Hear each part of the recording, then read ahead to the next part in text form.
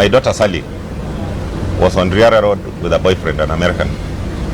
They were going for tea at the junction. A motorcycle came with two people and passed them. Then stopped and waited for them.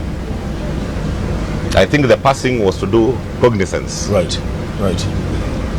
When they arrived where the people were with the motorbike, somebody pulls out a gun and asks the American boy to give a computer the boy was holding.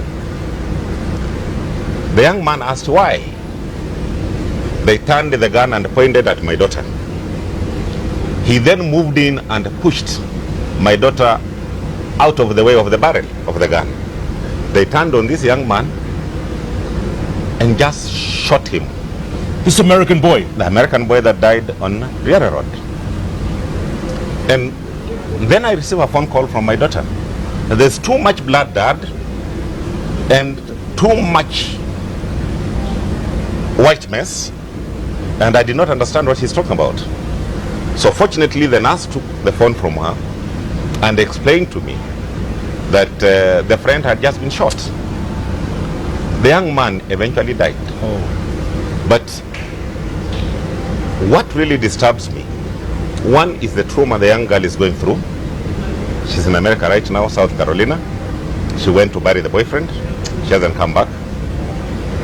But what then disturbed me most is when she received this message, which she forwarded to me. My daughter is not in politics. No. So why is she supposed to keep quiet? Mdomo yako, who is that? That message was actually meant for me. Now, this was meant worse. I was discussing the same issue with a friend of mine over a cup of tea. He is a politician, very supportive of my ideas, supportive of Wetangula's ideas, because we work together. His name is Jack Wamboka. And he showed me exactly the same message from a different phone number sent to him on 9th of April. And that's what I'm saying. Has assassinations crept back?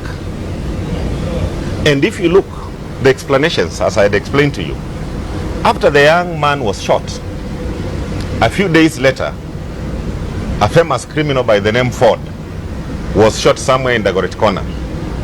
And the police explanation is he actually shot somebody, an American, on Riara Road and maimed a Chinese. The normal anatomy of explaining assassinations. Yes. And I took time when I talked to a friend of mine. I will not mention his name. He's a senior CID officer. Just to complain about what is going on, and that my feeling that I might be actually a target for assassination. And we discussed it in detail. And if you listen to his explanations, and he was quite sincere. He told me, you know, prisoners have been sending out a lot of messages. So the issues of messages, Cyrus, I'm tired, I've heard so many of them, but they are normally sent out by prisoners. I would expect a prisoner to send out a message of M-Pesa me some money. Correct. Or a con to get some money. Correct. You know? Yes. I wouldn't expect to be warning you, to be issuing threats, a warning and threats that somebody should keep quiet. And you can see the death of Ford really fitting the anatomy of assassinations in Kenya. And that's why, as much as I say, Kuria Moses, his statement, as I looked at it, was expression of his feelings, which you can't stop.